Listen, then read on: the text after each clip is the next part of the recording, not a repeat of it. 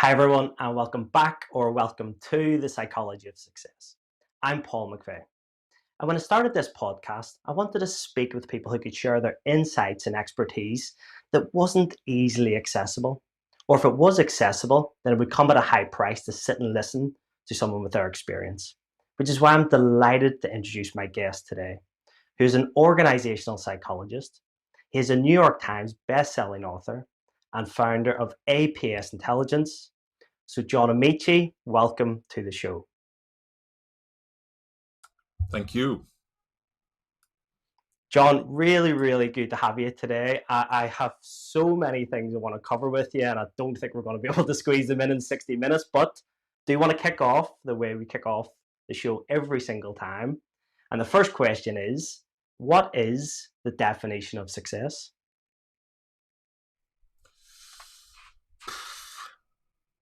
Success is supposed to be, I think, personally defined. It's supposed to be purposeful, meaningful, individually so. It's not supposed to be comparative, I don't think. Success is supposed to be, to me, an indication of the distance traveled, not the heights achieved. Because some people start halfway up the mountain and others have to cross the sea to get to the base of the mountain. And so comparing two people on the outcome at the end is often a distortion of the truth of achievement. Yeah, fantastic. Great starting point. And, I think there's so many connotations and probably follow-up questions to your answer there. And I suppose what I'd love to do today, John, is really just to go through some of the, incredible achievements you've had throughout your life so far, and really just try and unpick them and try and understand a bit more about you, a bit more about why you did it, how you did it, why people like you who had similar opportunities or similar, strengths didn't go on and do it. So maybe just as a starting point, could you maybe give us a bit of an understanding of kind of where it kind of started for you and what your life was like as you were growing up? So I grew up in Stockport, north of England, near Manchester. My mum was a GP, single parent family, never felt wanting because of it. Two sisters, definitely grew up with pretty much everybody in an academic sense underestimating my capabilities. I went to a school that streamed students, and I was devastated when I was streamed into the third stream, not the first two, which were the clever streams, but the third stream. I was devastated. And I've spent my time, I suppose, trying to prove people wrong. I'm quite contrasuggestive. I love to prove people wrong. I started off with the intention of becoming a psychologist when I was about 7 years old. That was always my goal. I don't know that I could have envisioned psychology as we now experience it as psychologists. Psychology is this bigger space now, I think, where lots of different types of people can employ psychology in lots of different ways. So I perhaps had a more kind of counseling approach to it when I was younger. But this was the goal. I got sidetracked by sport, but not because of sport itself. I could give a damn about sport then and now. But what I do know is that through basketball in particular, I met a group of people who saw my potential, who saw what I was capable of, perhaps even beyond what I thought I was capable of, and helped me pursue that. And that's what kept me in sport. It was just such a lovely environment. Sport at its best, right? That lovely environment that supports you to challenge yourself, that challenges you when you fail to, and supports you when you fail to as well. So that's my journey to sport, to psychology. I ended up in the NBA as well as playing in Europe. And none of that is, I don't know if I have any like major pivotal memories from that say, yes, that's the thing, other than walking onto a court for the first time and realizing I'd done it, what I'd set out to do, this improbable, unlikely thing.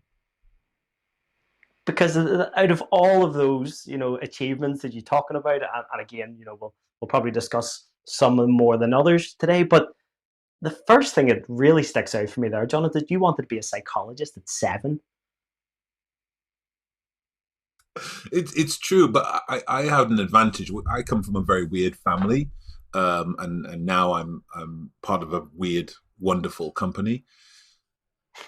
So when I was younger, my mother and I would read biology books together. It was a subject I didn't enjoy and struggled with, and so we'd read about mitochondria together. When I was younger, I read Asimov at 7, and my mother encouraged me to read science fiction and science and to really invest in learning and words. She knew how important it would be for me to be able to speak, to project the contents of my brain on the world in a way that influenced and kept me safe.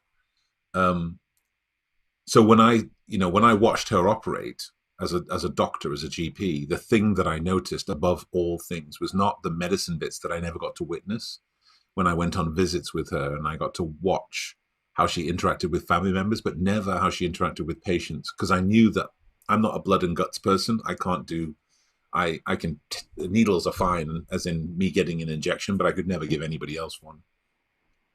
But I watched how she interacted with the families of patients and how her presence, her purposeful presence, helped them to cope, to manage, to feel like they could carry on just another week. And I thought that was the magic bit of her job. And if I could avoid the other bit of her job, that would be perfect. And so as far as I was concerned, psychology was the ideal job that meant I could still help people to feel better without ever having to cut a cadaver. Yeah. And for anyone who's going live and watching us live today, you'll see your book that's just coming out, The Promises of Giants, in your background. And of course, if you're listening to this as a podcast later on, you won't be able to see that. So I do want to come to the book a little bit later. But, you were very kind to share your book with me. And I just want to take one of the questions that your mum asked you. I think it was whenever you're having the conversation about where you were going to go potentially for university. And she said, would you recognize your soul in the dark? And can you give us a little bit around that whole story? Because I feel that's such a powerful question and message to ask a young John. Yeah. Yeah, this is an example of how weird my family is, right? That's a weird question for most families. We are atheists, and so it's even weirder when you consider the kind of language of it in that context. The idea of seeing your soul in the dark is the idea that my mother told me that most people, they spend their entire life wondering what they're going to do. And because of that, they forget to ask who they want to become, who they want to be. And so you can end up going through your entire life, moving from one job to the other, doing things, that thing that we do where we talk about what we do, not who we are. And they spend their entire life navigating this complex array of structures in workplaces and never consider what it is that drives them, what it is that's meaningful to them, what it is that's purposeful. They never understand the bits about themselves that are truly brilliant and the bits about themselves that are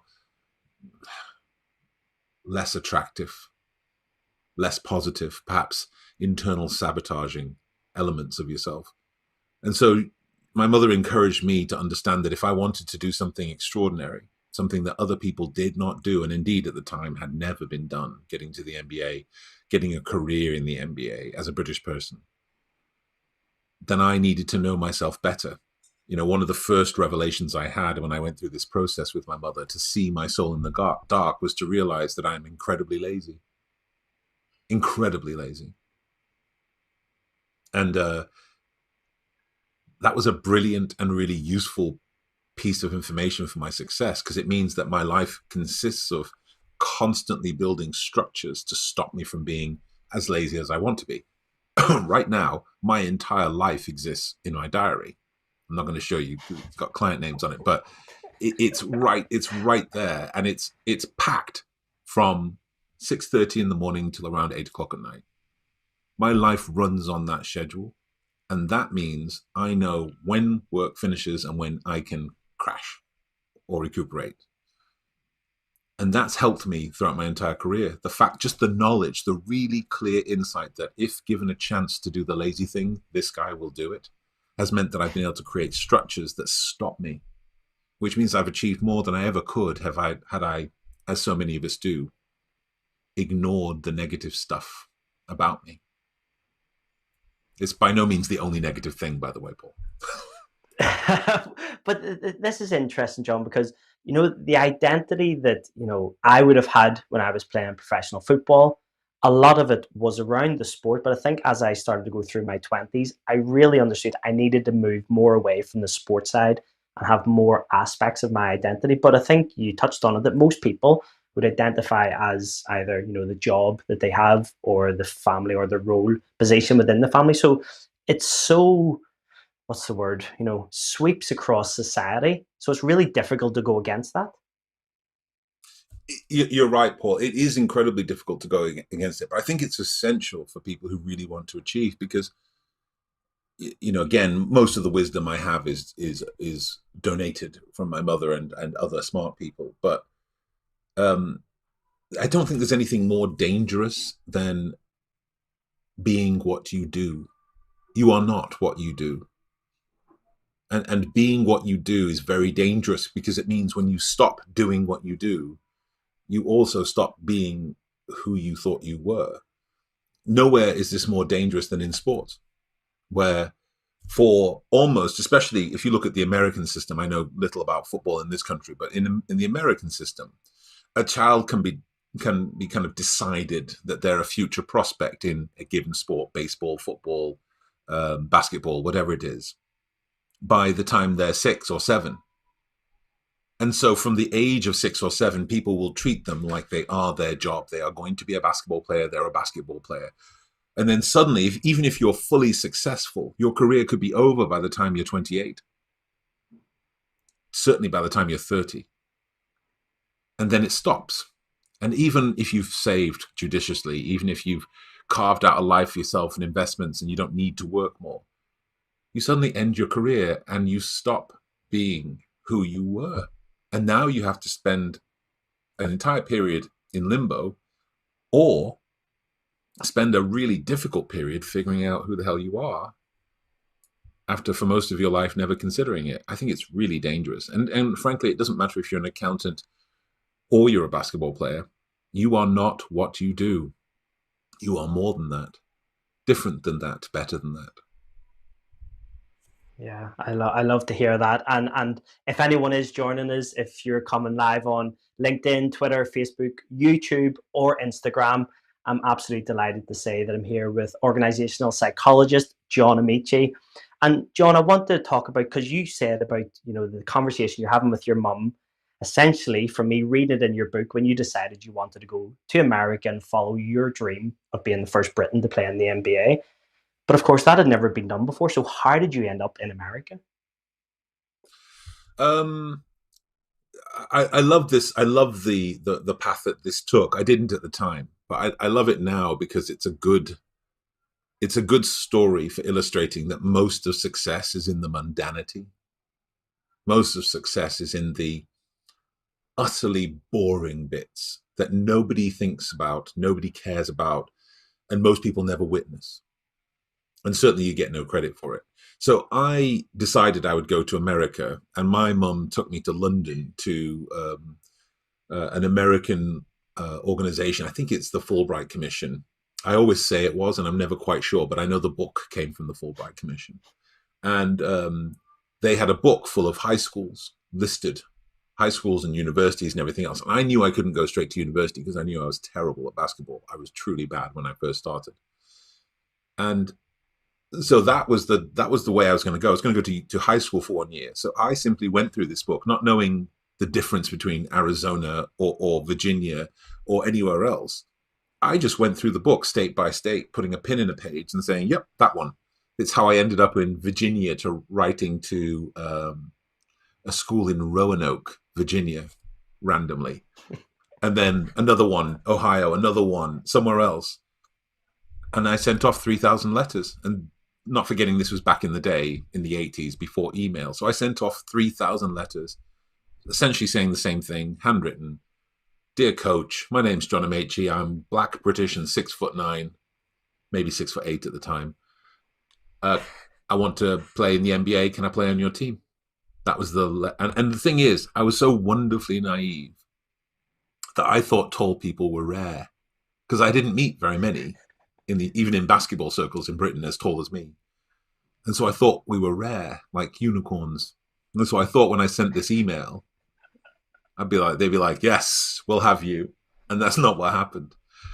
Out of 3,000 emails, I got 3 replies. 2 of them were no's. One of them was a very rude no from a very well-known high school in America.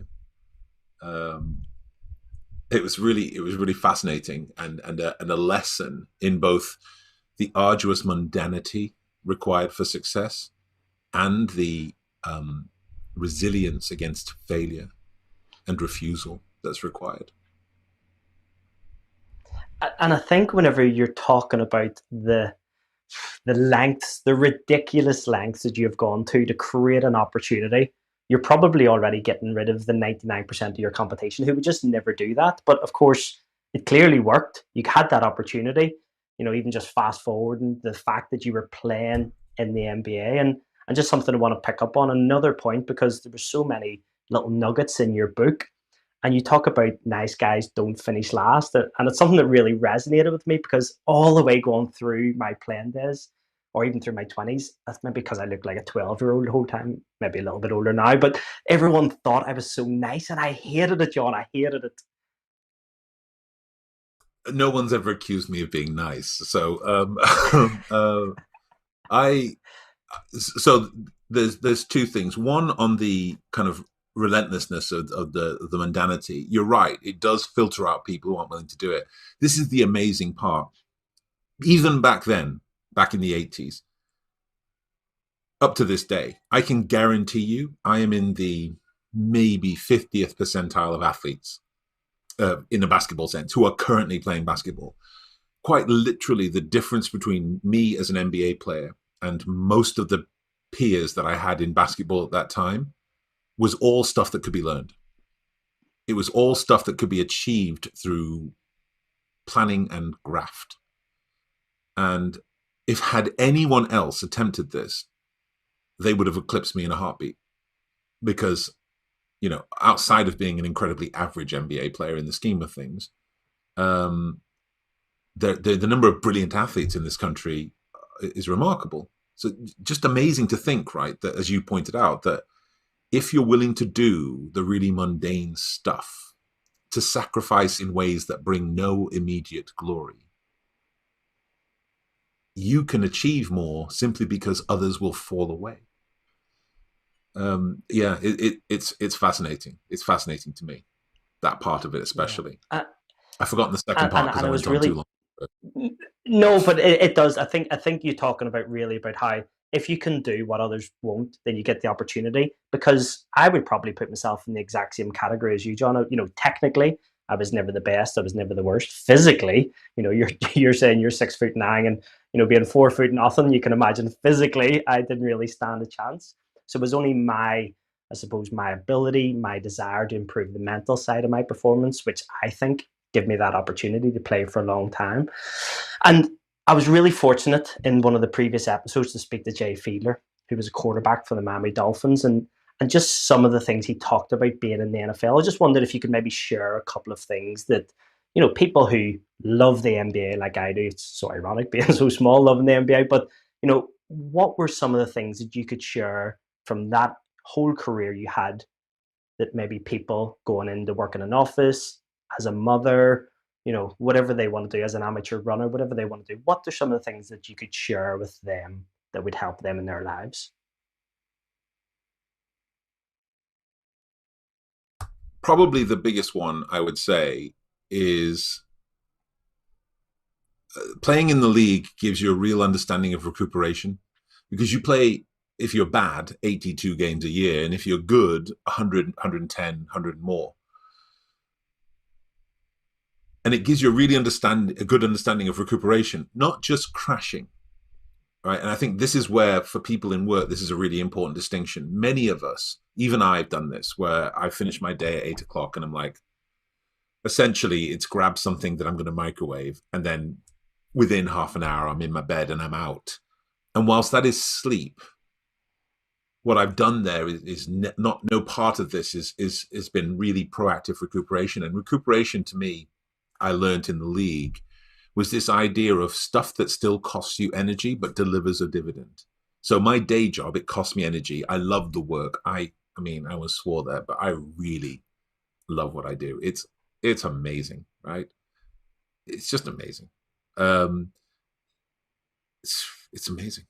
Imagine having a job where what you do is you pay attention to people, you talk to them, and you, with your full intent and purpose, attempt to make whatever it is they want to get better. It's bloody brilliant. Anyway, but outside of that, your cup empties as you do this work. And so you have to actually do stuff that takes a bit of energy but helps you recover. I remember training in the summertime in Arizona, 110-degree heat in America. And I remember being told we had a recovery day. And I was like, brilliant. And I'd already planned it in my head.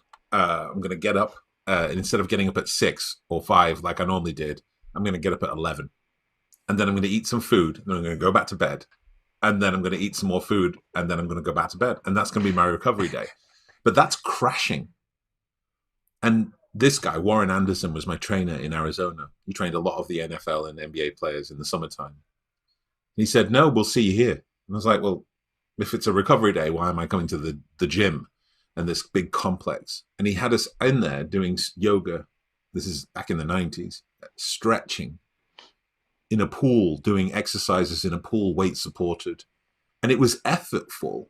And obviously it was not sleeping and just lying around.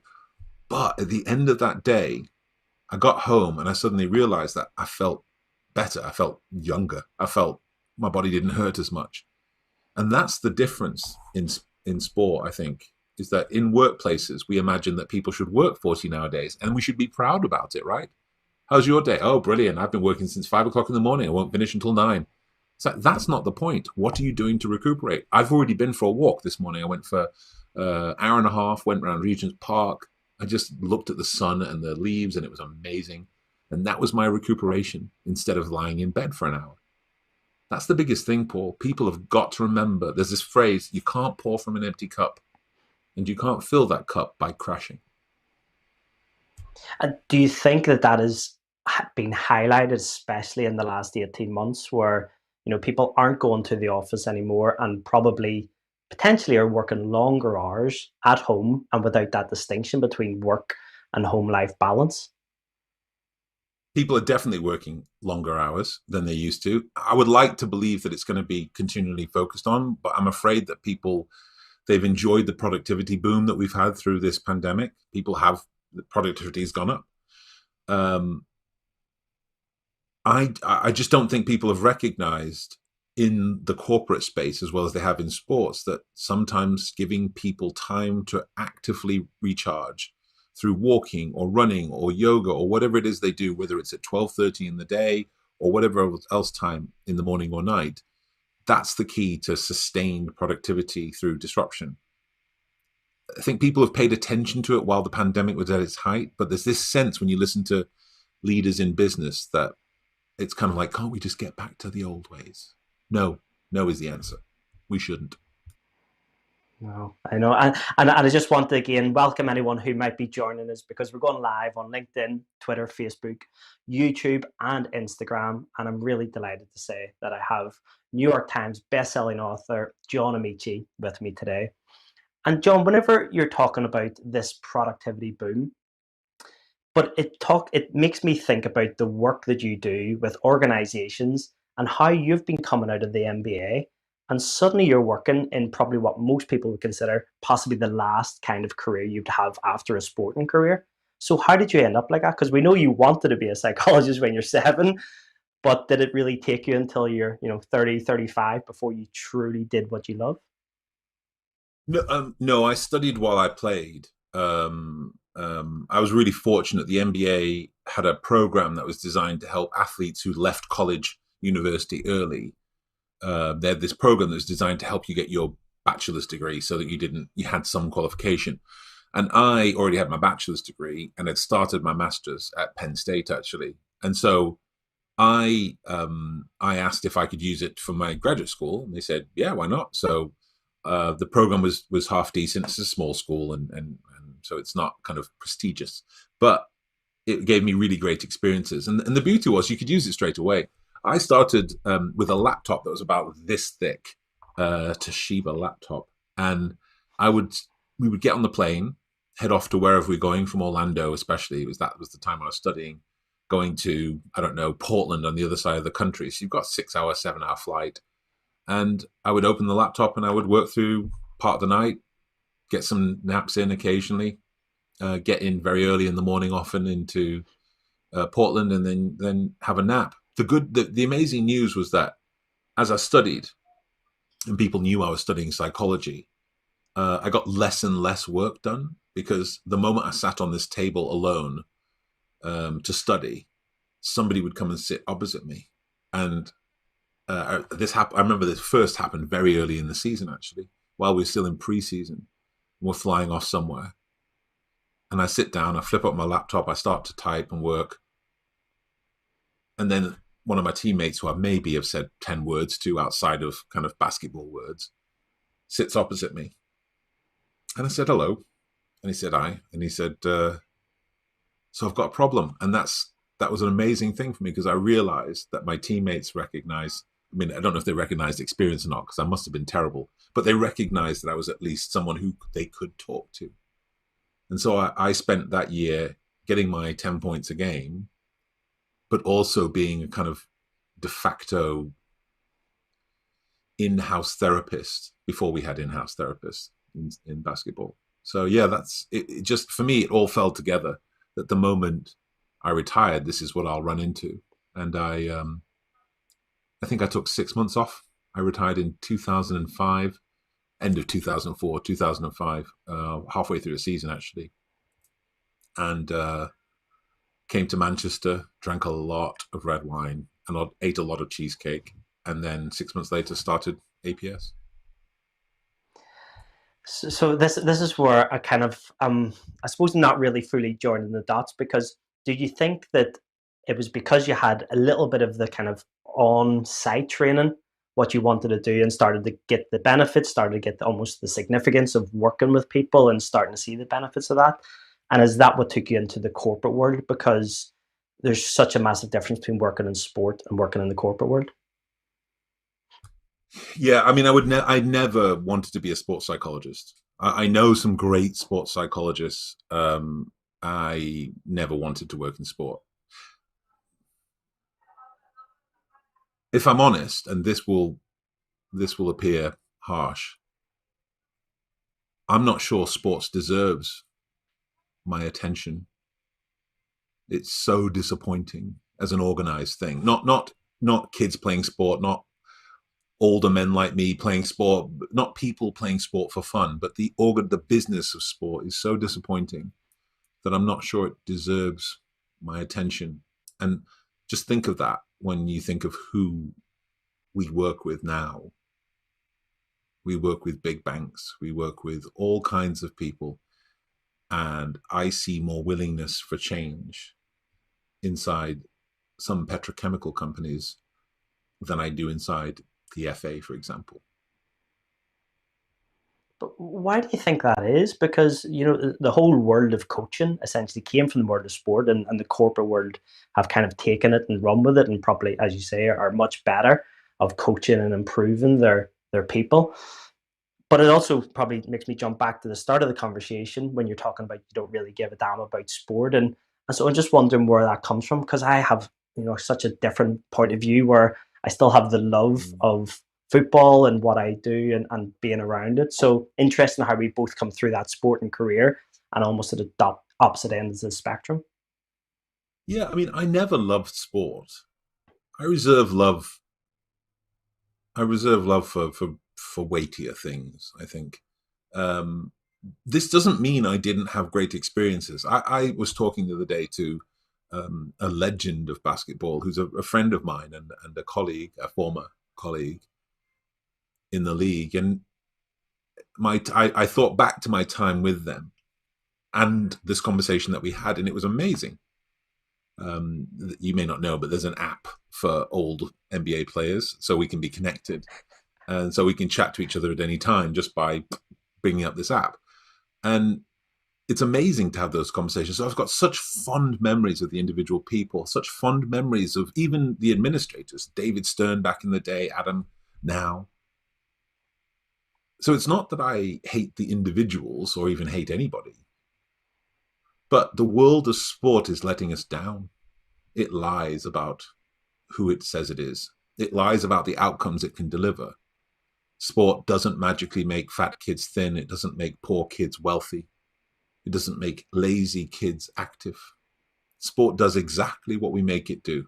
It's about the people. And sport right now,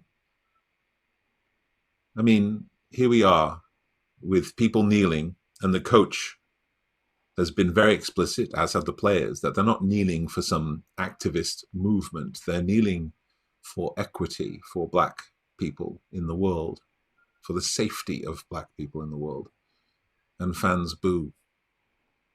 And I'm not sure that I want to be a part of that.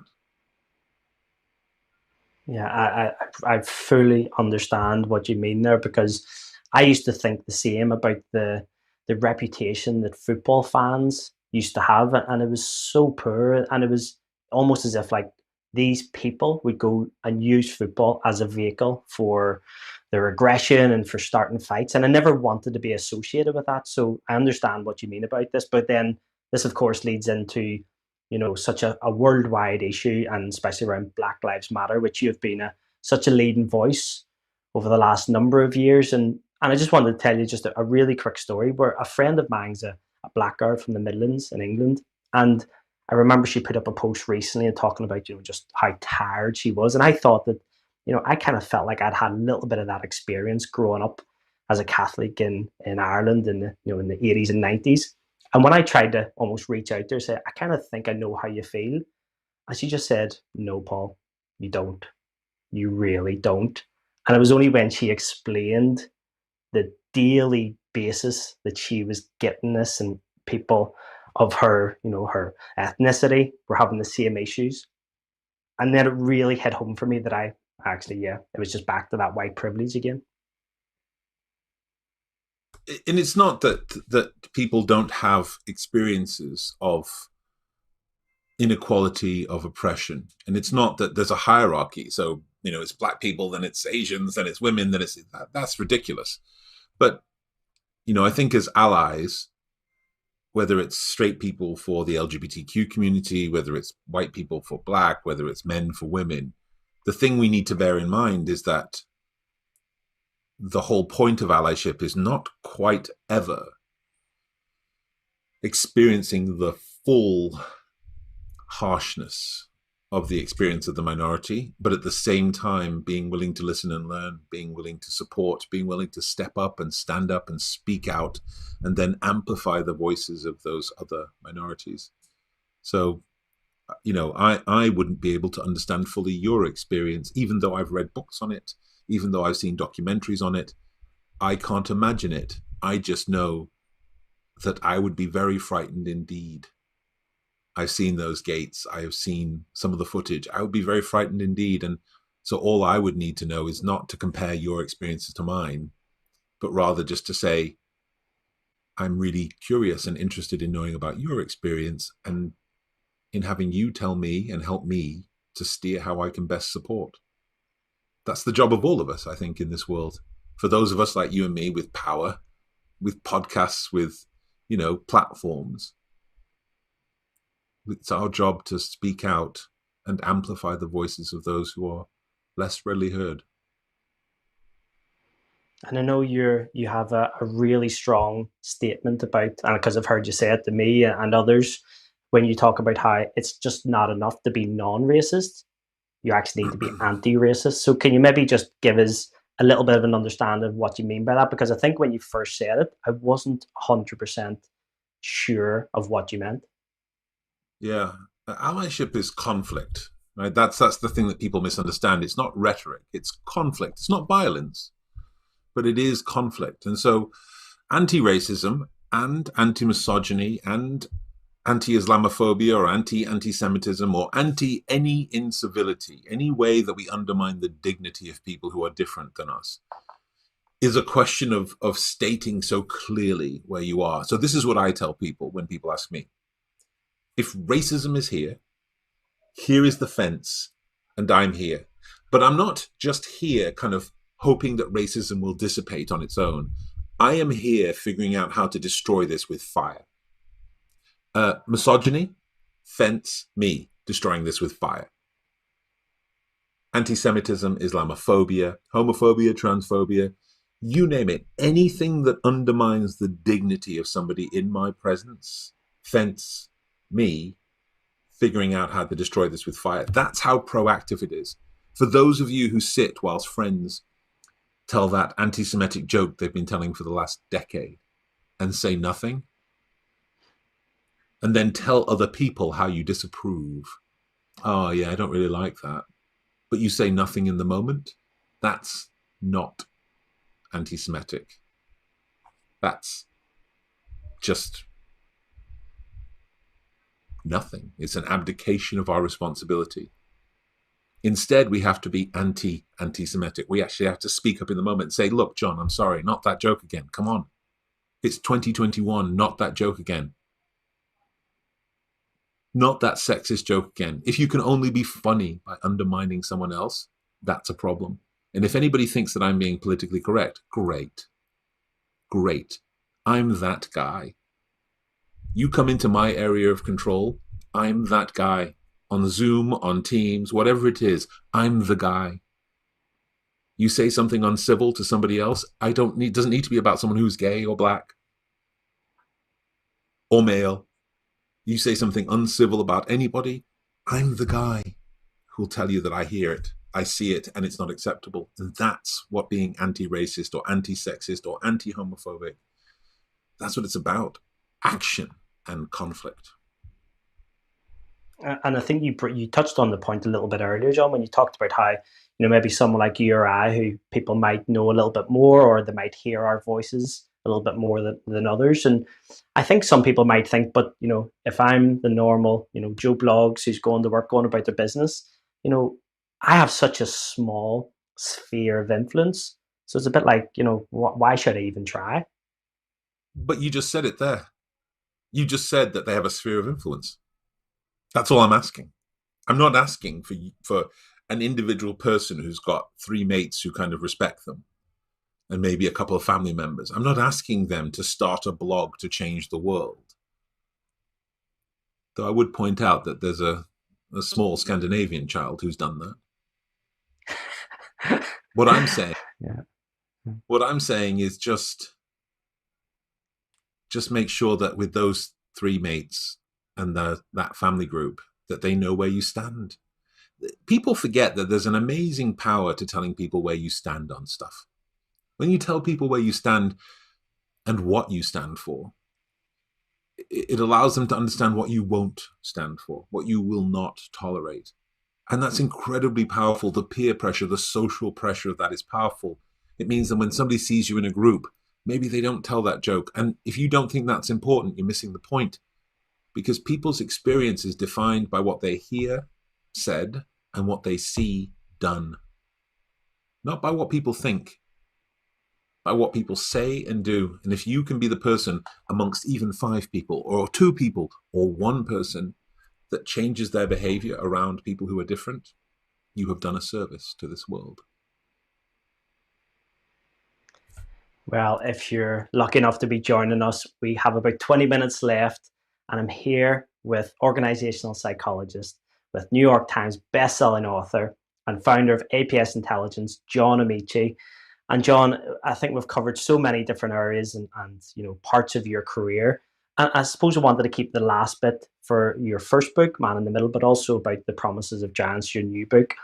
So can you give us an understanding of essentially more about the new book, The Promises of Giants? Because I think it's okay if you're 6'9", you could probably fit into that category, but as a little short 4'0" Irish guy, possibly don't necessarily fit into the giant category.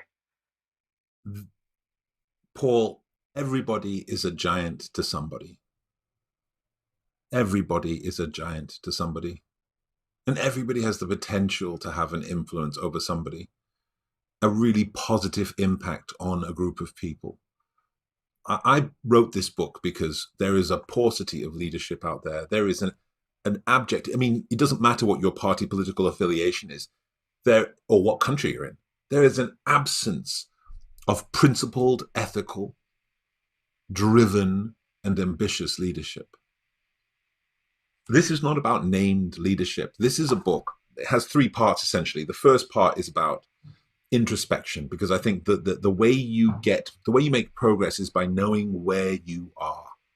Who are you? What are your challenges? What are your upsides? What is your potential? What do you stand for? Who do you want to be? And then there's interpersonal. How do you interact with other people? Those who are similar to you, those who are different. How do you influence? How do you negotiate? How do you create experiences for people that are positive and that make a difference? And then there's organizations. It doesn't matter really whether you're in business or in a community or in sports. There's always an organization to navigate, one to influence, one to operate inside. There's politics, there's all kinds of stuff. But how can you do that? So the book is 14 promises split into those three areas: introspection, interpersonal, organizational, because I want to help people find their giant. I want people, no matter how physically tall they are, to realize that there is a giant in all of us. You know, that there's an ability for all of us to make a difference in this world. And I know that the world is full of people telling you that's not the case, because it's convenient if you feel small, if you feel like your impact is meaningless, that what you do is meaningless. Look at what's happening with voting around the world. Not only have we've moved from telling people that their vote doesn't matter to now telling people that they can't vote because it doesn't matter. We need giants in this world so badly. And I want to help people find theirs. And is that in the sense of trying to help someone be the best they can be in terms of, fulfilling their potential? Or is that to try and show people that there's a process that you can follow? And if you follow somewhere along these lines, similar to what you did when you were playing in the NBA, if you can do these things, then you have a much greater opportunity or chance of reaching your potential. Yeah, there's certainly lots of those lessons from my life in this book. Some of the anecdotes that I've talked about, I've got more detail around them, but there's also bits that you can actually work on. There's workbook elements of it, so you can actually drive some of that yourself. It isn't prescriptive. It isn't about saying this is the kind of leader you must be. It's how do you figure out what kind of leader you can be and in what context? This is not about named leadership or titles. This is about your impact on the world, or the part of the world that you want to impact, or the person you want to impact, which might just be you. What have you been trying to achieve for the last 3 years and it's failed, or you've had to restart, or what is it you want to do? Figure out that plan, figure out the implications of it. What needs to be true to get to where you want to go? And how do you build that plan? So yes, it's definitely about individual achievement. I want people to do brilliant things for themselves. And I want people to realize that as they become masters of what they do brilliantly, they have a responsibility to impact the world positively. And see, that's something that I really struggled with whenever I was either playing football or even the last 10, 11 years of having the role that I have of speaking with organizations. And it very much seemed about me being the best that I could be and pushing myself and trying to reach my potential. But while I was doing that, John, there were a lot of things that kind of got lost along the way, and people get pushed to the side, relationships, and that's really difficult. I think what you're asking people to do. Yeah, there doesn't have to be all the sacrifices we think. Every day on LinkedIn or Twitter, I'll see some list of these are the 5 things you need to do as a leader. And it always starts with some nonsense about getting up at 5 o'clock in the morning and then doing CrossFit or some bollocks. And it's like, that's not what it is. Yes, you need to recuperate. Yes, you need your physical health. Yes, you need your wellness. Yes, you need balance. Yes, relationships are important. And yes, You are going to dive into more effortful, focused work than you can imagine in order to be successful. But none of this has to come at the expense of the other. It's not have a family or do this, although I know for women we make that incredibly difficult at the moment, but it doesn't have to be that way. It's not be successful and burn yourself to a crisp. You can be successful and not die because you've kind of abdicated your responsibility to take care of your body. This is there's a lot of myths out there, and I think the book is trying to help people embrace the promises that will make a difference. The first promise is about viewing yourself critically, but not cruelly. That's the first promise in the book. The idea that where most people fail is that they have an inner voice that tells them how terrible and ugly and bad and pointless their lives are. A voice that can't acknowledge the brilliance that they have, or maybe sometimes acknowledge the challenges that they face as a person and some of their personality quirks and traits that aren't so helpful, like me being abjectly lazy. But this is just the first of many of the promises. And what it also tries to do is get rid of some of the nonsense promises, the things that aren't real about leadership. The idea that to be a leader, you have to be loud and you have to be bossy and you have to be not really assertive, but almost cruel and horrible. You don't have to be successful. That's what I hope the book will give people. A bit of a roadmap, a chance to truly reflect on who they are, what they want to achieve, and the impact they want to have on the world around them. It's the thing about being an actual giant, Paul. I'm an actual giant, and every day when I am around people who are usually much smaller than me, I consider every move that I make, because I know that if I am not careful, a thoughtless move by me might hurt somebody. There's a new mindset that comes when you realize you're a giant.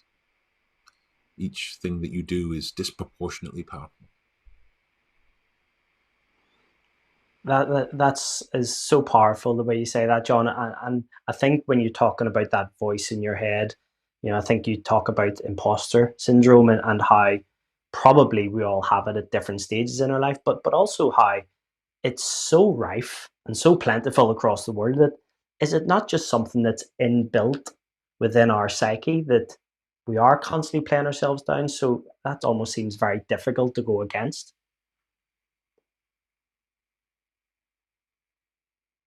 I was on mute again, sorry. The thing I would say is this about imposter syndrome, sorry. The thing I would say about imposter syndrome is this, is I know it's everywhere, and I know most people suffer from it at one time or another.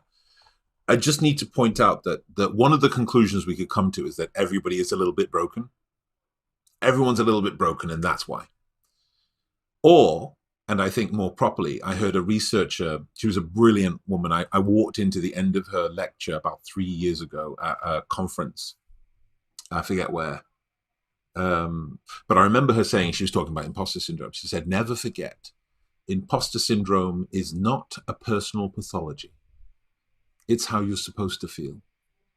It's how the world, the structures that currently exist, want you to feel. If you do not fit the mold of a particular organization, if you're in the arts, for example, in theatre, and you don't fit the mold of a theatre person, if you're in accountancy and you don't fit the mold of an accountant, if you're in any kind of business or sport and you don't fit the mold, then you're supposed to feel imposter syndrome.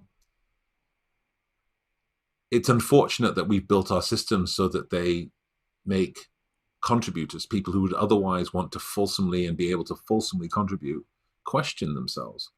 But what we can do is train the voice in our head, so that voice in our head doesn't run wild telling us how terrible and awful and ugly we are. And instead we can challenge it, because most people's voice in their head talks to them in a way that we would never tolerate a stranger talking to us. We would never tolerate a friend talking to us that way. And in fact, if a friend did talk that way, we'd know they weren't our friend. And so we can challenge that. And that's another one of the things that happens in the book. How do you challenge that voice in your head? Yeah, that's fantastic. And if I start reflecting on, John, some of the things that you've done in your career, your remarkable career, at least up to this point already, I suppose one of the questions that really is on the tip of my tongue that I want to ask you is, considering you've had that opportunity to play in the NBA, you've done what you've always wanted to do in terms of becoming a psychologist and working with the organizations that you do, and even just hearing the passion, the way you talk about it, how you love doing it, and there's no better job. Has there been a price to your success?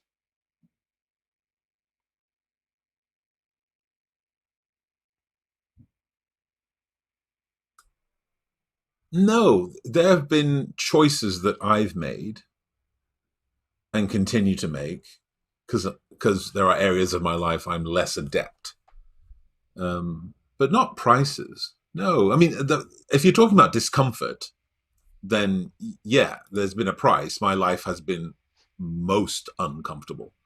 Again, one of the promises, I promise to reject excuses and embrace discomfort. That's one of the promises of giants. But that's the price I've paid. I have spent much of my life in discomfort, outside of my comfort zone, either in a sporting context or surrounded by people who are cleverer than me in a psychological or other context. That is the price you pay. Stretch constantly. Have I been in pain that whole time? No. But discomfort, yes. Yeah. But you don't have to lose to win. You just have to endure some discomfort.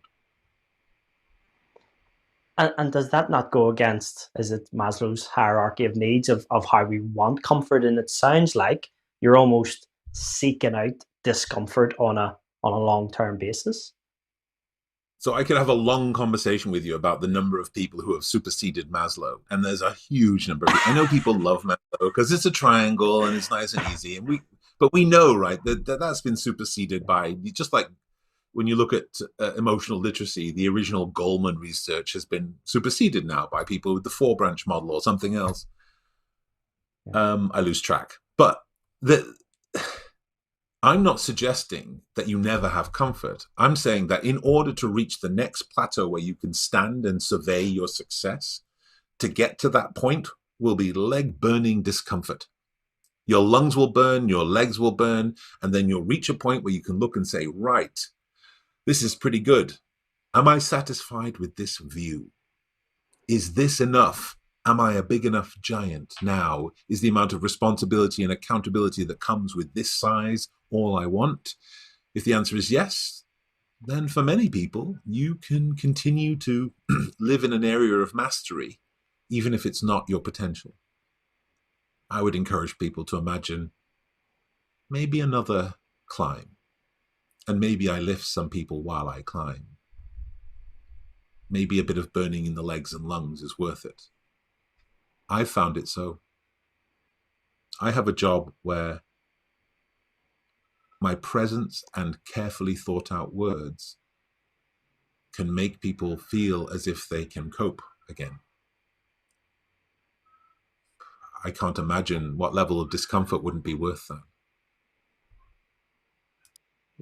Yeah, absolutely. And it leads me on to, I think, what would be the last question for you, John, because, I started off with asking what is the definition of success, and you talked about being personal and meaningful and purposeful.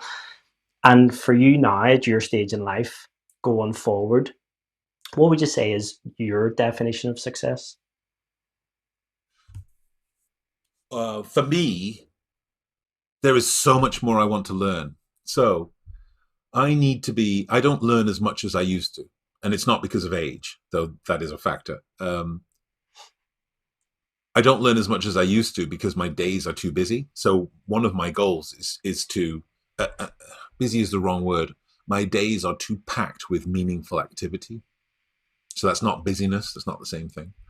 But they're too packed with meaningful stuff. And so we're moving and my team is growing. And so I'm going to do less and less and think more and more and learn more and more. And that's going to be a success for me.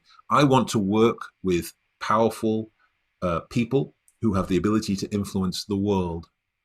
And I want them to hear a different message about leadership than perhaps they've heard before. I want to enable burgeoning young, new leaders in lots of different contexts, education, community, as well as business. philanthropy, especially, there's an area that needs radical overhaul. I want to work with the kind of people who will be the future. I am not. I'm not a person of faith. My mother is alive today because I have told stories that other people will tell other people, and she will live forever, for as long as people tell her story. My job is to make it so that people will tell the stories that I tell after I'm gone. Well, John Amaechi, thank you so much for your time. I really, really enjoyed that. Thank you so much. A pleasure. Well, hopefully, if you enjoyed that, you will be able to join us next Monday, where I'm going to be speaking to the CEO of South African asset management company, Sanlam. Penny Lovell will be joining us. So if you have some time next Monday at 10 a.m., please join us for that. And thank you so much for listening.